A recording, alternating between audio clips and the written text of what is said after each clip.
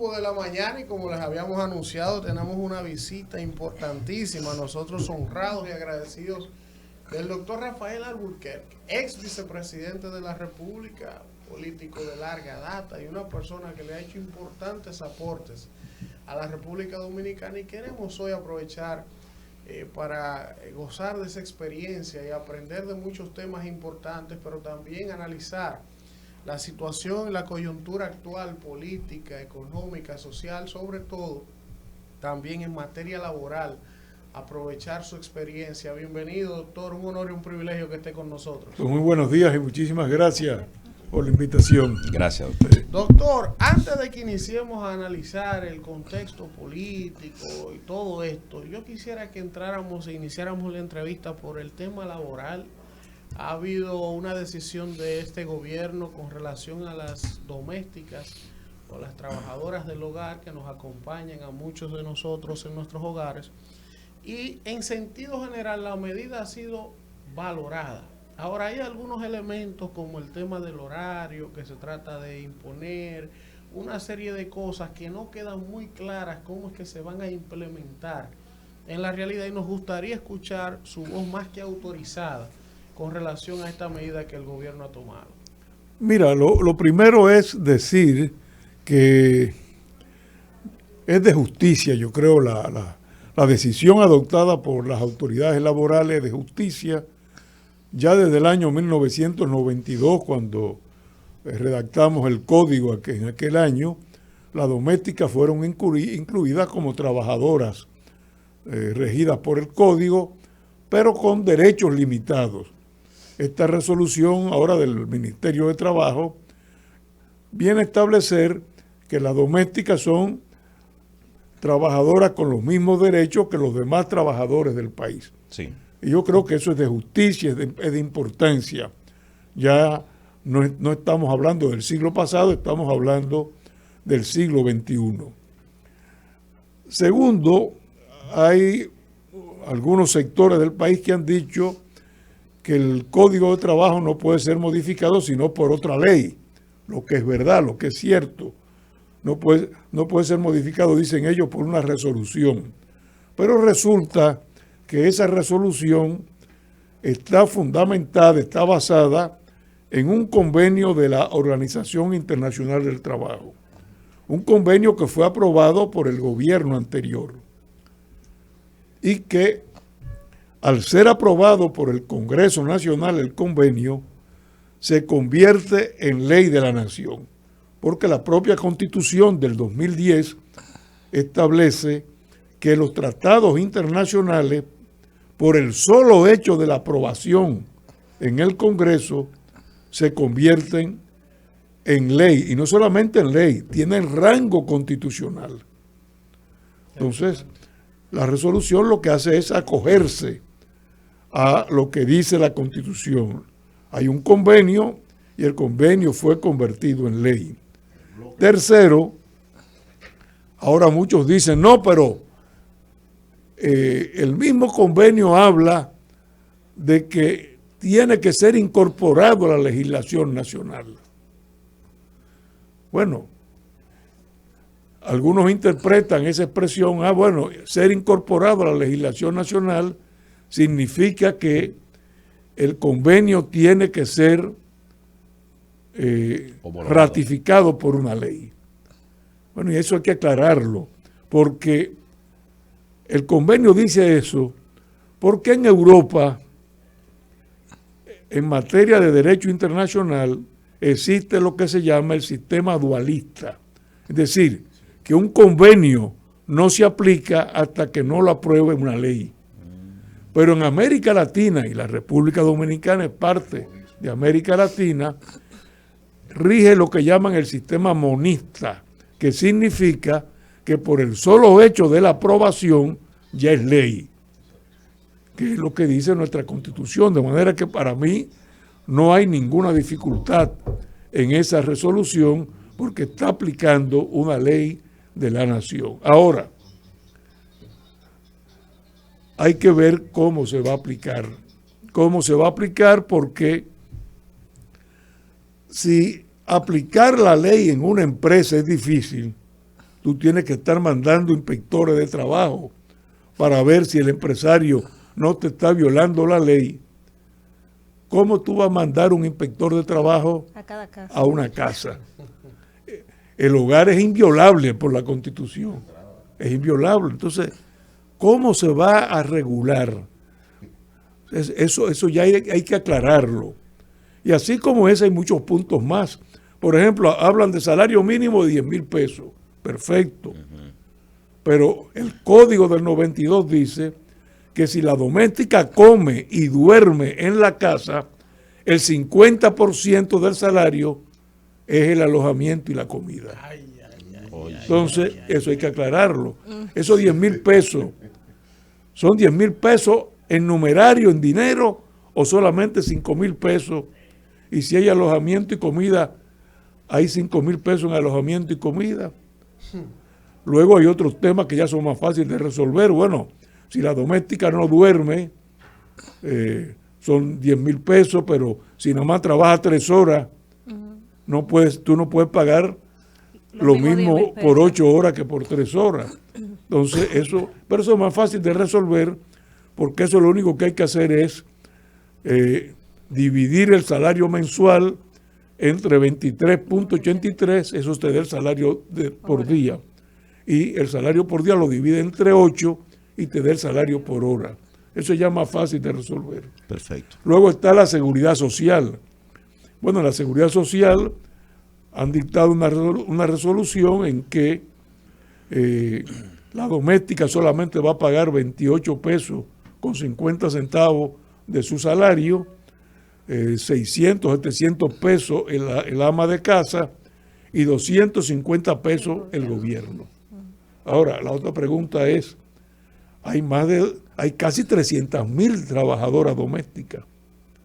El gobierno va a pagar 300 pesos mensualmente por cada una de las domésticas. Entonces, y mal contada, debe haber más. El Banco Central registra 245,000, sí. por ahí anda. Sí, así que son todas esas cosas, pero como yo digo, como dicen los campesinos dominicanos, la carga se arregla en el camino. Doctor, De todas maneras, nos parece de justicia y saludamos esa decisión. Doctor, pasando ya a otro tema. Eso para quedar bien con él, ¿no? Gracias, compañero. Mañana está siendo convocada una marcha por el Colegio Médico Dominicano en contra de las ARS y las AFP. Veía en días pasados que usted estaba en contra de esa manifestación. No, yo nunca estuve en contra. Yo lo que dije que más importante que esa manifestación es lograr que ya el Congreso modifique la ley. Pero ¿cómo lo logramos si no salimos a protestar, si no tomamos las calles? Porque tenemos más de 2 años con esa lucha y no se ha avanzado nada. Entonces, por eso ¿cómo hay lograrlo? que seguir en la lucha. Por eso digo, yo no he estado en contra, hay que seguir en la lucha, pero reclamar la aprobación de la modificación de la ley. Tenemos más de 20 años con un proyecto de código penal, con el Código Civil. El Código Civil lo sometió Leonel Fernández en su primera gestión, allá en 1998, y todavía no se aprueba el código. Entonces hay que exigirle.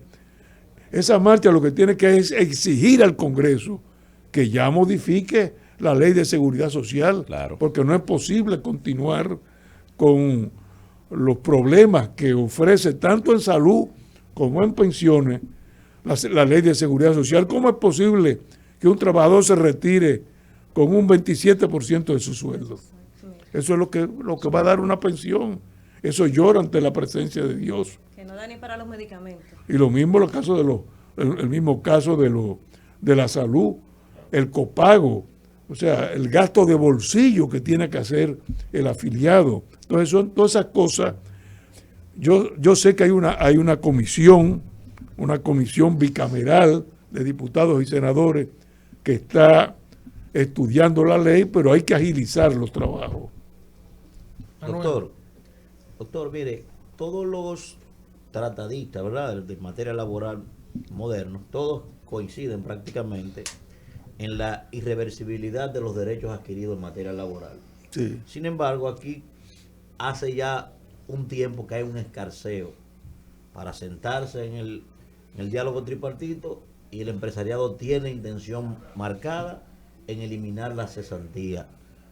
Aquí no se entiende eso, doctor. ¿Qué es lo que pasa? Que no se entiende que un derecho que ha sido adquirido ya, que no ha sido regalado, que aquí los derechos laborales se han conquistado sobre la base de mucho esfuerzo. ¿Por qué se insiste en eso, doctor, y no se comprende esa dinámica?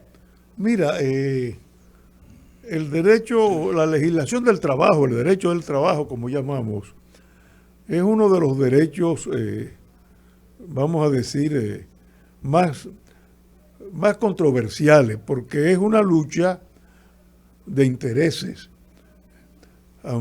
Yo recuerdo una vez en un congreso en México que un abogado que era pues defensor de los empleadores dijo: óigame, lo que pasa es que siempre los trabajadores quieren ganar más y trabajar menos. Y un abogado, también mexicano, de los sindicatos les dijo: y en todas partes del mundo los empresarios quieren que los trabajadores trabajen más y pagarle menos. Entonces, Es lo mismo, ¿verdad? esa es la realidad. Son intereses antagónicos y por esa razón, bueno, los empresarios tratan de limitar. En estos momentos hay un diálogo que se está desarrollando no en el Consejo Económico y Social, sino a nivel del Ministerio de Trabajo. Un diálogo tripartito en que se está discutiendo no tanto un nuevo código, sino mantener el código del 92, pero modernizarlo, actualizarlo conforme a las nuevas realidades. Bueno, y ahí se están discutiendo esos aspectos. En la parte procesal, en la parte del procedimiento laboral, se ha avanzado bastante.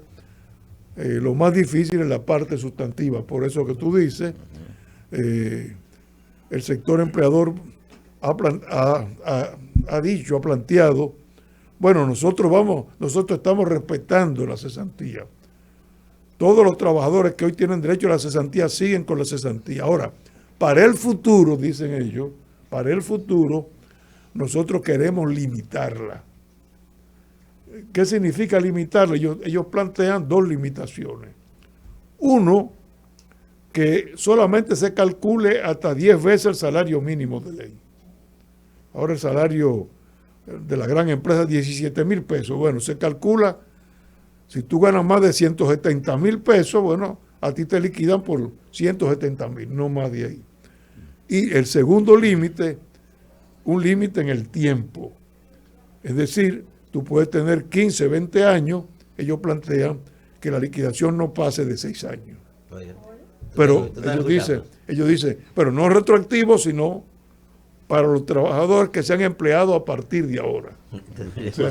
Por supuesto, las centrales sindicales se oponen. Claro. No están de acuerdo las centrales Ahora sindicales. sí, doctor, para que pase Víctor, si la oposición está en las centrales sindicales, a los trabajadores que revisen bien, porque miren, en los últimos años, no sé si en aquellos tiempos eran un poquito más a favor de los trabajadores, pero como que se ha visto que la representación que tienen los trabajadores principalmente en esos cónclaves, como que no se corresponde siempre con las exigencias de los sectores de laborales de la República Dominicana. No sé si usted tiene la misma impresión, pero es lo que la gente siente, como que no están tan bien representados en esos espacios de discusión. No, yo creo que son los organismos más representativos. Sí.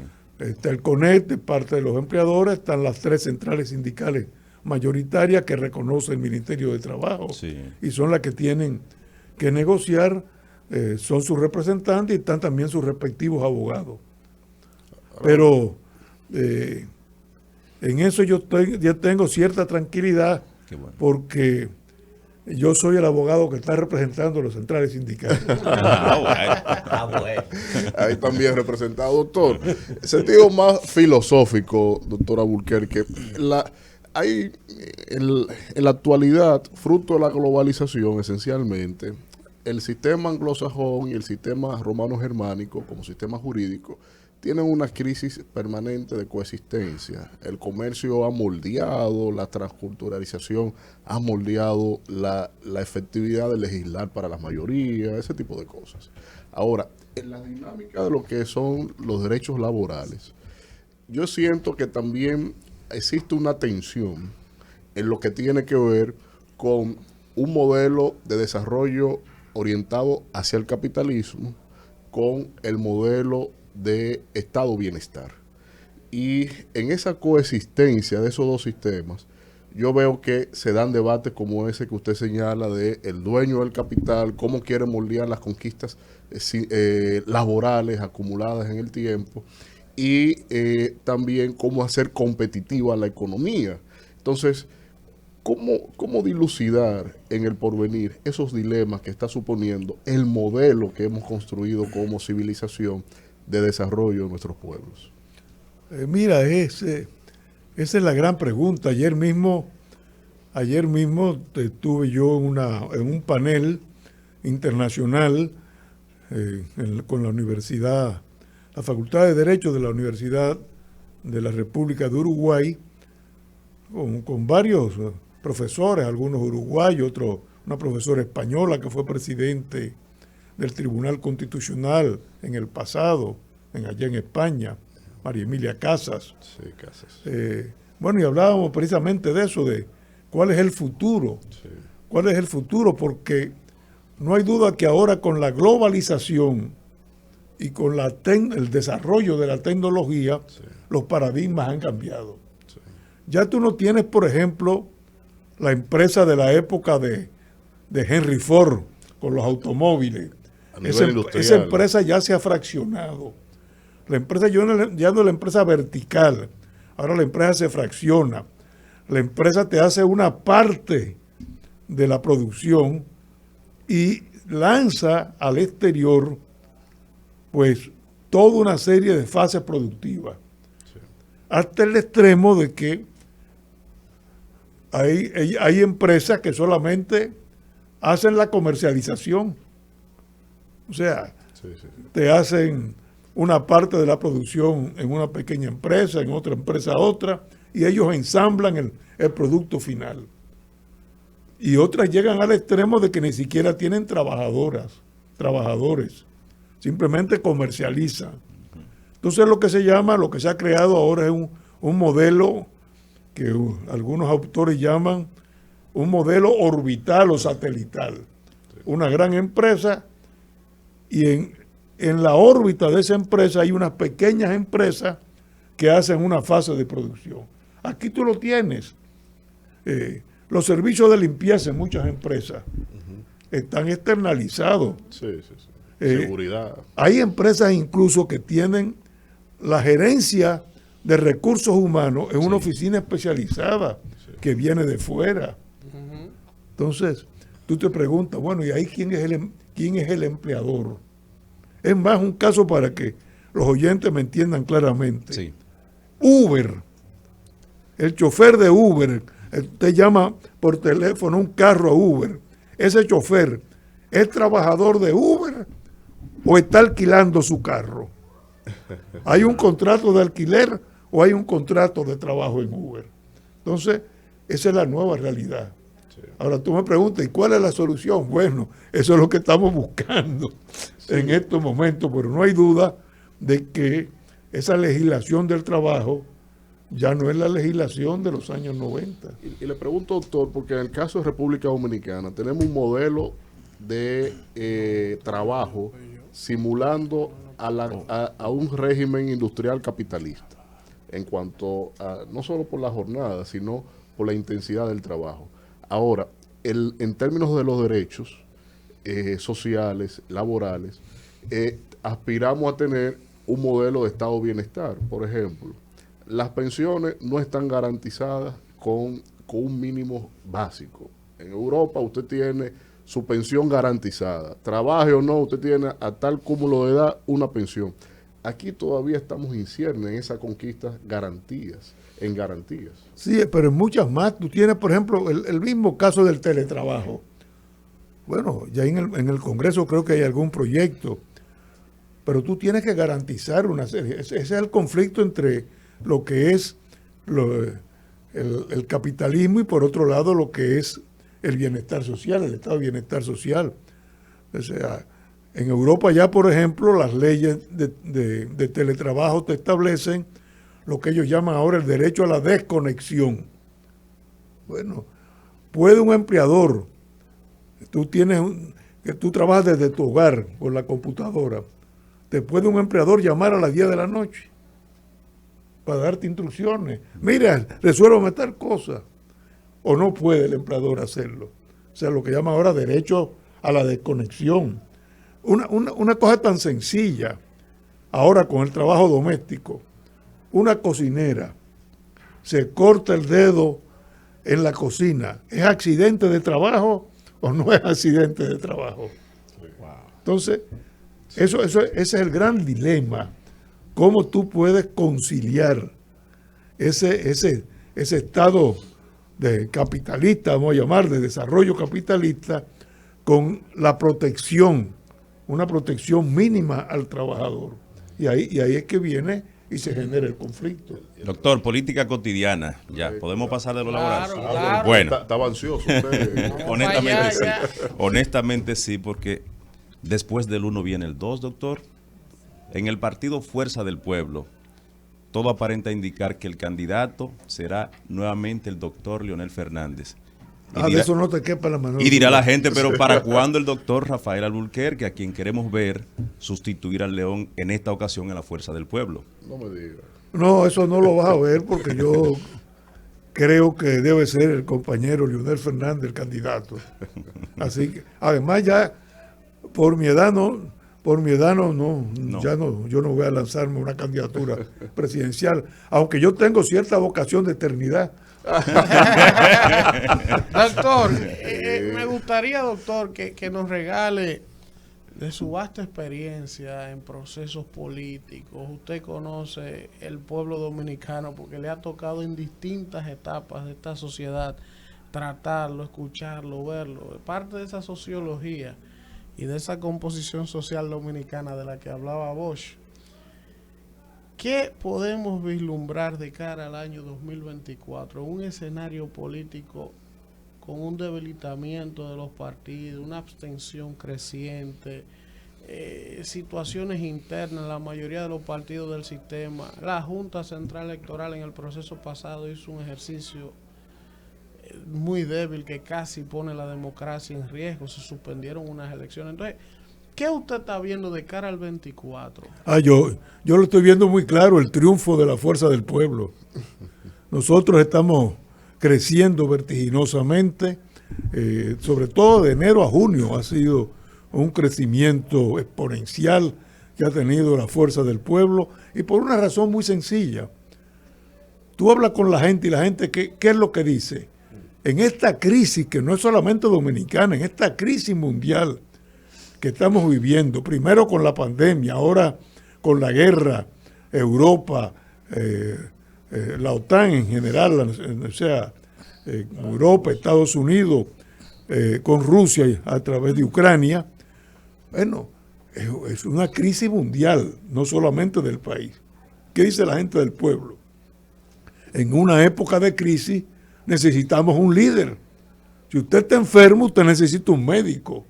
Bueno, un país que está en crisis necesita de un liderazgo visionario, que es lo que no tienen ahora las autoridades actuales. Entonces necesitamos un líder de la experiencia, de la capacidad, de los conocimientos de Leonel Fernández para que el país pueda precisamente poder enfrentar y sortear esta crisis. Doctor. Como lo hicimos.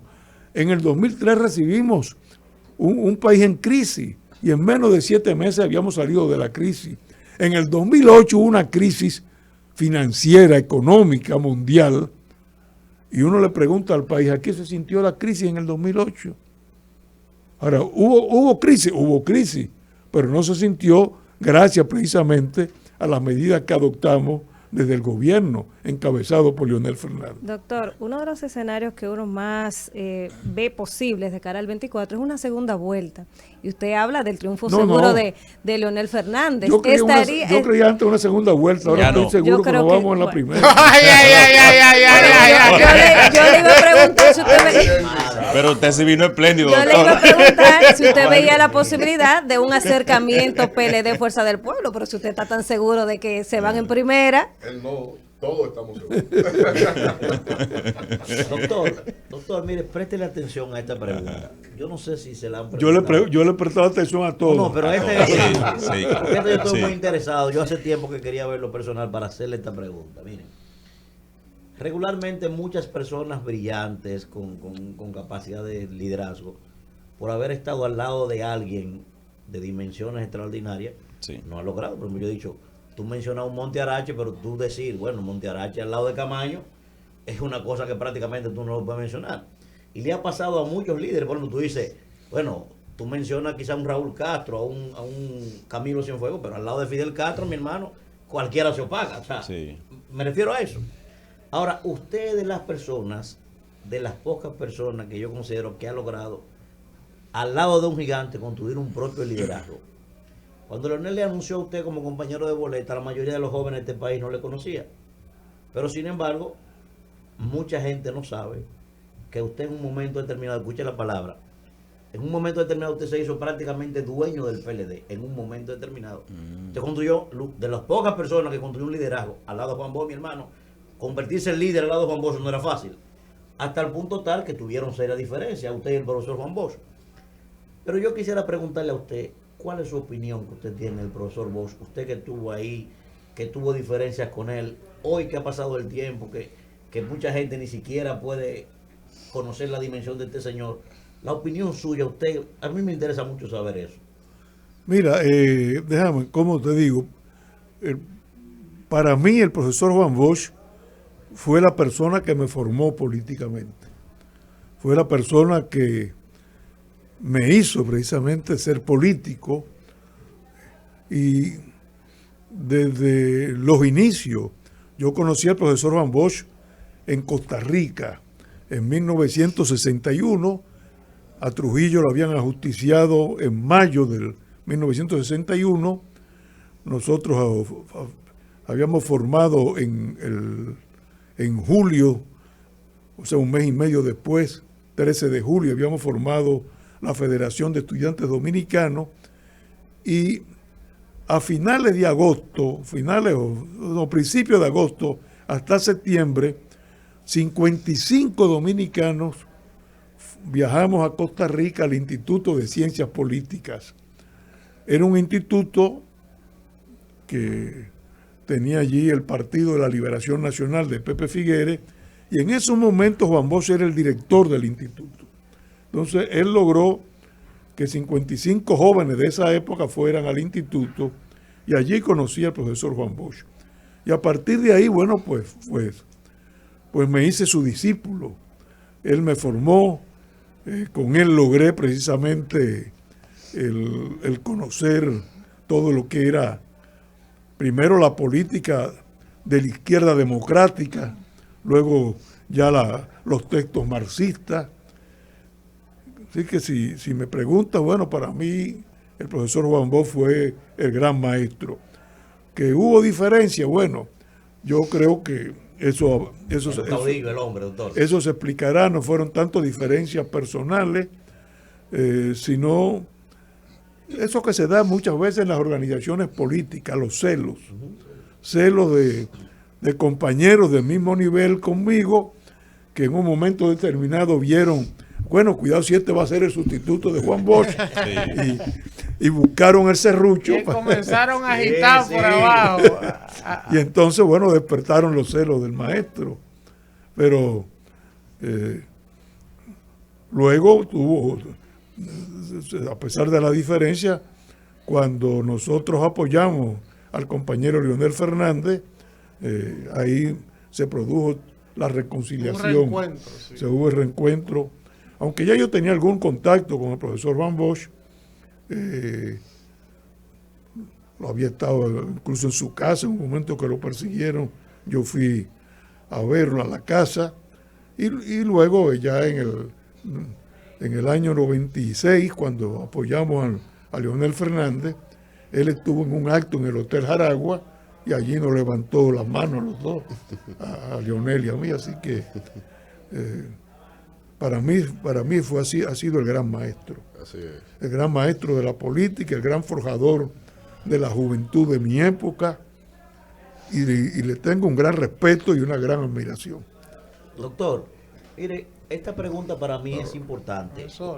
No, espérese, que espérese. Escúchame, que hay que aprovechar. Usted ve al doctor todos los días allá en Funglode. Espérese, que usted lo ve allá con frecuencia. Déjame ver la hora. Usted se gusta en su partido allá. La última. Doctor, yo creo que de los políticos, de los que yo he visto en encuesta, para mí, me parece que usted es el político con menor tasa de rechazo que hay en el país.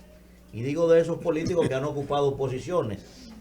En esta ola que hay, doctor, cualquiera llega en 3 días, pierde su imagen, daña su... ¿A usted qué le parece, doctor, usted haber ocupado estas posiciones, ex vicepresidente de la República, y que no se, ni joven, ni viejo, ni nadie pueda emitir un comentario negativo de usted? Nadie puede decir que usted se hizo rico en el Estado. ¿A usted qué le parece eso, doctor? Bueno, yo creo que me complace, no es así que haya esa opinión pública sobre mi persona, es lo más que puedo decir.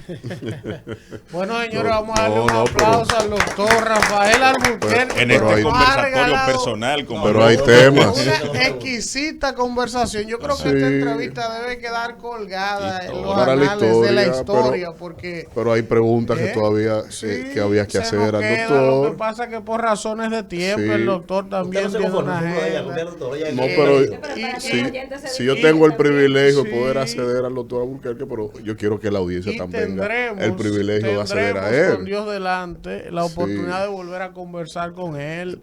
Una Y ya dictadura ya aquí. en la campaña y posterior. Hay mucha vida, doctor. No, Gracias por haber No, gracias a ustedes, muchísimas gracias. No solo cercan el Congreso. Ustedes, también los ustedes me micrófonos. dicen cualquier otra oportunidad y vengo. Ah, encantadísimo.